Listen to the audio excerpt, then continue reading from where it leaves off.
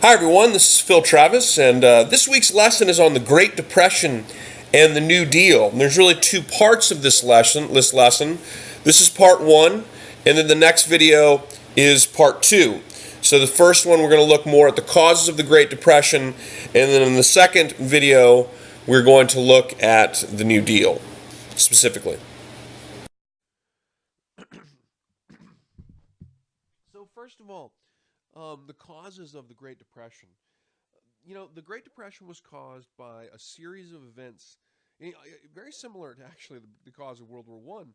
You had kind of a number of different things that were set up, and a series of events kind of knocked them over like dominoes in a way. Um, throughout, by the end of the 1920s, particularly, but throughout the 1920s, the United States more and more began to see a problem with overproduction. Manufacturing increasingly outran the spending power of the populace and the needs of the populace. And this was also, by the way, if you look down to the bottom, this was exacerbated by a European economic crisis. And of course, the European economic crisis was very much caused in part by the end of World War One and the Versailles Treaty, which left the German economy in absolute utter shambles. Um, and so by the late 20s, the European economic crisis really began to worsen. And this affected, obviously, trade markets for the United States. And so overproduction was a big problem in the United States, and not just farmers' overproduction. Overproduction in terms of manufacturing and industry became a very big problem by the late 20s. And of course, farm overproduction became particularly acute.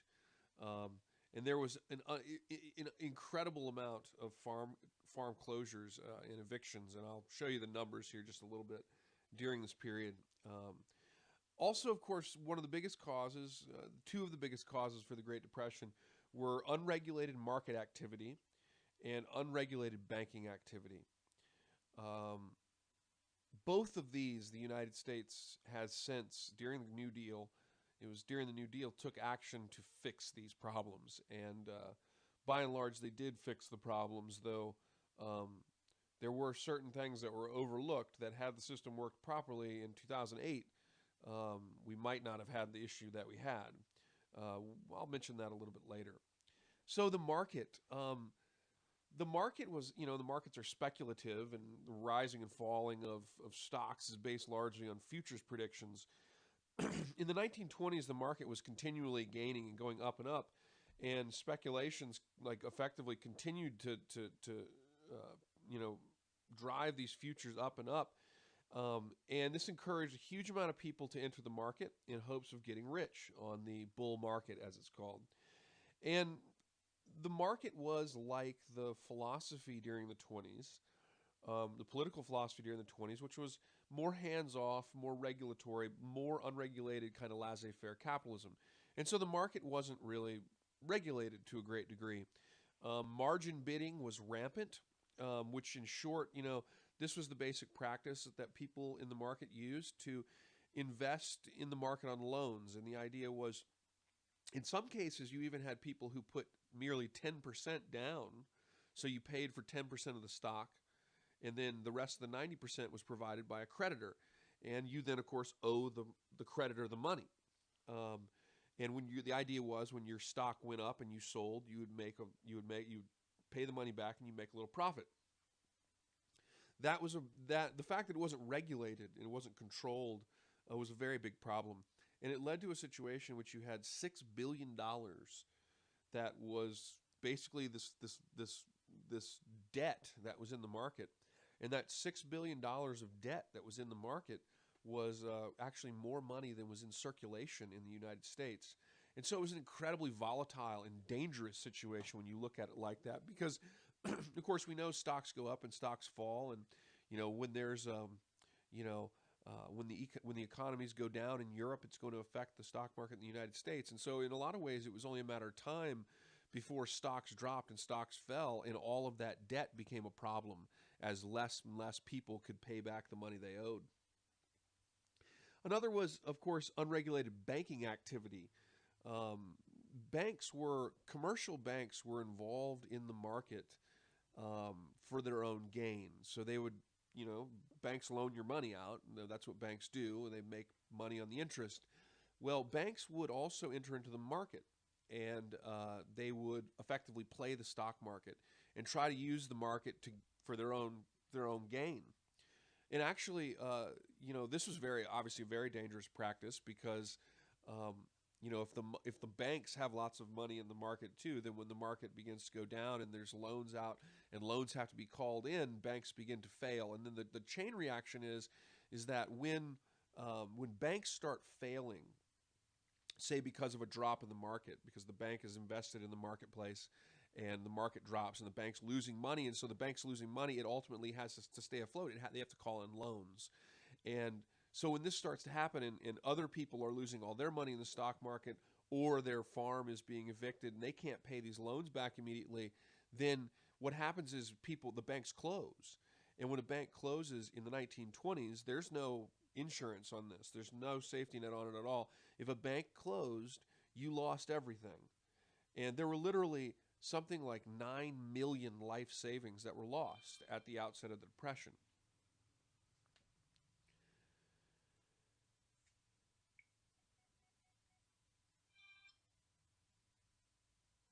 Sorry, guys, my phone just beeped on me. That's okay. I should have put that. Okay, it's off now. So going back to what we're saying though is that you have this situation now with the unregulated banking practices. There's no insurance on your savings. The bank closes, you lose everything. And so what happens when the chain reaction sets off after the stock market crashed in October of 1929, people would rush the banks because you went as fast as you could to try to get your money out of the bank, because if the bank closed, you would lose everything. And of course, the reality is that in the first 3 years of the Depression, 5,000 banks closed, and it took, like I said, something like 9 million savings with it.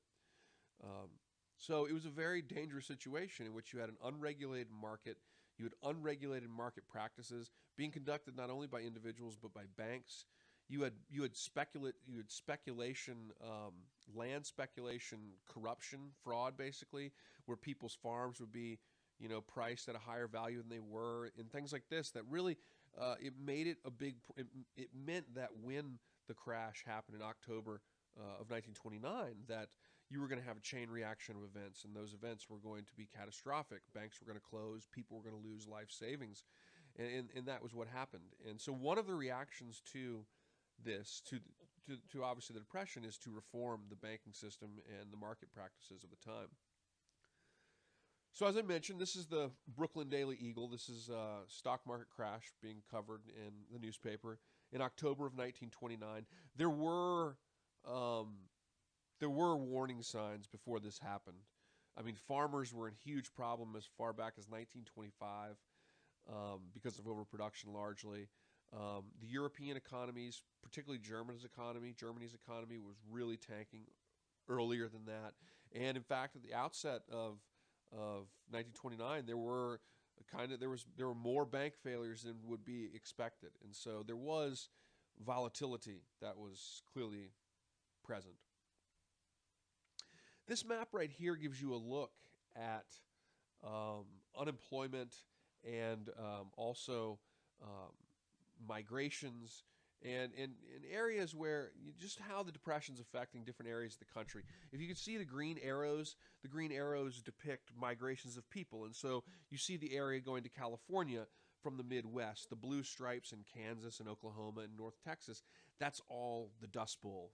That's where they have incredible drought, and the farmers are evicted in mass, and they move. Of course, you're going to read about Steinbeck, in the novel Grapes of Wrath. They move to California, and there's huge migration there. There's also huge migrations to places like Chicago. The Rust Belt areas in Ohio were particularly hit hard by the Depression. We'll talk more about that momentarily. So here's the numbers. And Herbert Hoover, of course, was the president when the Depression hit in 1929. And Hoover was he was a businessman, and of course, similar to the previous two presidents, Herbert Hoover believed very much in a less regulated laissez-faire capitalism. When the Depression hits, Hoover, it wasn't his fault, and he wasn't responsible for it. But once the Depression occurred, he's really the wrong man for the problem. And he did do some things that helped a little bit. He greatly expanded, for example, the federal government's public works fundings, and hence the building of the Hoover Dam, which has his name, which creates Lake Mead, obviously outside of Las Vegas. Um, but he didn't believe in going much further than that. And certainly he didn't believe in giving relief to the everyday Joe, the people who were out of work. During the Great Depression, as you see at the top, you had 1 to 2 million people and also 200,000 children who were homeless. They were roaming the cities, roaming the countries, going from city to city. The Great Depression is a period in which hobo culture is a very real thing. And American folk artists like Woody Guthrie, they wrote songs about this. And actually, hobo music actually influenced classic country artists well through the 60s, including artists like Merle Haggard. Um, you had at the height in the country, across the country, you had 25% unemployment, which is incredible. But what's even more incredible is that there were places like Toledo, Ohio, which is a Rust Belt area. The steel industry was hit very bad. Production fell through the floor. In Toledo, Ohio, unemployment was 80%. In Cleveland, Ohio, these industrial northeast towns, or Midwest towns, Great Lakes towns, in Cleveland, Ohio, 50% unemployment. So in the so-called Rust Belt, it was particularly bad. And of course, as you see down on the bottom of the screen, the unemployed in places like Cleveland, Ohio, Toledo, Ohio, they would create these makeshift shanty communities, usually outside of a job site, where they waited for potential work, and they called them Hoovervilles. They named them after President Hoover. A homeless person's blanket of newspapers they called Hoover blankets, and a pocket turned inside out they called a Hoover flag. So Herbert Hoover, even though he absolutely sympathized with the situation, and he did try to do some things, but it just simply was not enough, and he didn't believe in the kind of government action that FDR was going to take. In fact, to give you an idea of the sort of political attitude of the 20s, Calvin Coolidge, who was the president before Hoover, referred to some of Hoover's policies with relation to extending easy credit and these types of things as socialist. And so Calvin Coolidge's predecessor absolutely saw him as going too far. And so that really gives you some perspective on the difference in ideology between Hoover and Coolidge, but then also FDR. Hoover believed in voluntarism primarily, which at this time was really never going to work. But he believed in voluntary actions by corporations. So at the outset of the Depression, he had meetings with company leaders, and he cut taxes and encouraged them to hire new employees. But it was all voluntary, and because of that, it never really is effective. The corporations are trying to stay in business. They're trying to maintain the bottom line. And many, many businesses went out of business at this time. And so it was only the biggest companies and the biggest corporations that really were able to maintain their stability. But the voluntary approach at the outset of the Depression just really was not going to work, because the corporations were not going to volunteer things that they thought ran counter to their sustainability, basically. And as consumption dropped and dropped and dropped because of a lack of spending, lack of obviously spending power in the United States, companies, they lost more and more money, and their production continued to decrease, and they had to continually lay off workers. Hoover also worsened the Depression when he passed at least some have argued this, when he passed the Hawley-Smoot tariff against the advice of some of his best advisors. The Hawley-Smoot tariff was passed in 1930, and This was at the pressure largely of farmers, and it was a huge hike in the tariffs on farm products like wheat. It was as high as 70%. A lot of industrial products as high as 30% of a tariff and import tax, and this really devastated European trade with the United States, and it meant that the United States and Europe's trade became kind of cut off at this time. And a lot of historians, and it's very commonplace amongst economists in Europe, economic historians, that this action, sort of isolationism during the Great Depression, really worsened the Depression. And if that we could have enhanced, continued to work on trade, world trade, particularly trade with Europe, that maybe it would have been not as bad. Um, Remember that at this time, there's no unemployment. 1932, Wisconsin was the first state with unemployment, which was very fitting, of course. That's from where Fighting Bob LaFollette was from. It was really one of the first progressive states. And Wisconsin was the first with state unemployment, but there's no federal unemployment.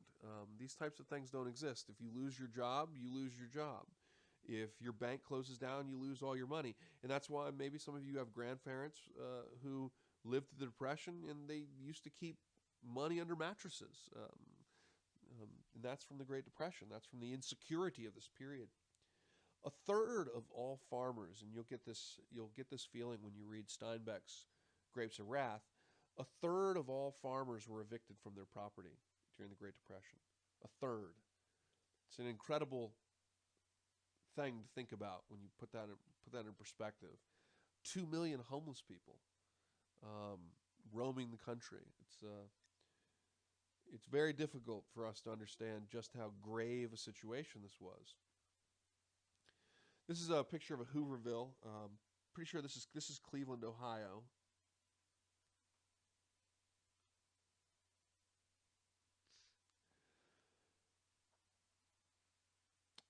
When you got to 1930, a lot of businesses, had gotten to a point where they were either going bankrupt, which many, many did, or laid off workers. It was that bad. And, I mentioned the unemployment rates in Cleveland and Toledo, but, many Americans at this time, they did not want something for nothing. They didn't want a handout. And they felt it was a psychological thing. They felt, and hence depression, which by the way, actually on a side note, Herbert Hoover actually came up with the idea to call it a depression and not a panic because he thought it sounded not quite as bad as a panic. Just a little bit of food for thought. But many Americans took a personal guilt over their failure to get a job, and it was really something of a psychological crisis for Americans and a lot of men who had been breadwinners before and now couldn't provide for their families.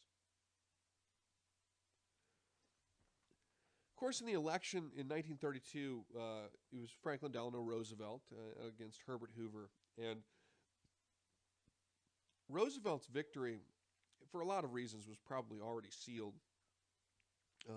When Herbert Hoover was, um, the people were screaming for Hoover to do something for the common person.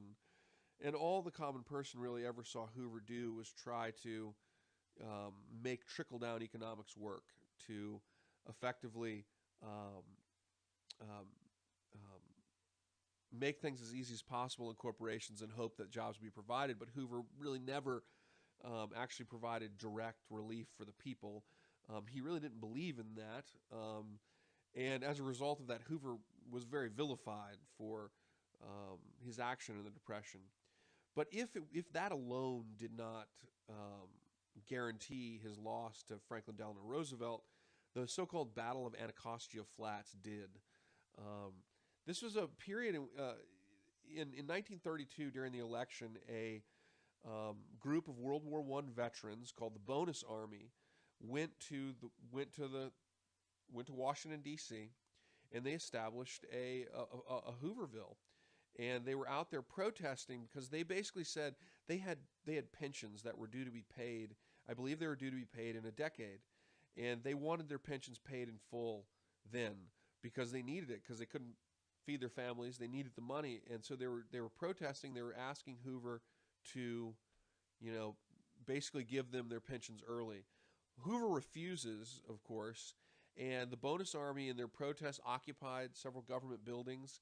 And ultimately, General Douglas MacArthur, yes, the same General Douglas MacArthur who becomes famous for his campaigns in New Guinea during World War II and in the Philippines, and of course, ultimately in the Korean War, a young General Douglas MacArthur was sent in to disperse the World War I veterans with tear gas and basically riot police. And FDR acknowledged privately after the news of what they called the Battle of Anacostia Flats. Um, he acknowledged that this pretty much guaranteed his election. And when you think about it, it's not surprising that he would think that. I mean, you have a president who's being labeled with the Depression, Hoovervilles, Hoover flags, Hoover blankets. And then you see, when the people are asking him to do something for them directly, he's having veterans dispersed by force. Um, so you can see how Hoover was not very popular at this time. And of course, he loses the election in a landslide. FDR, I think, had 57% of the vote.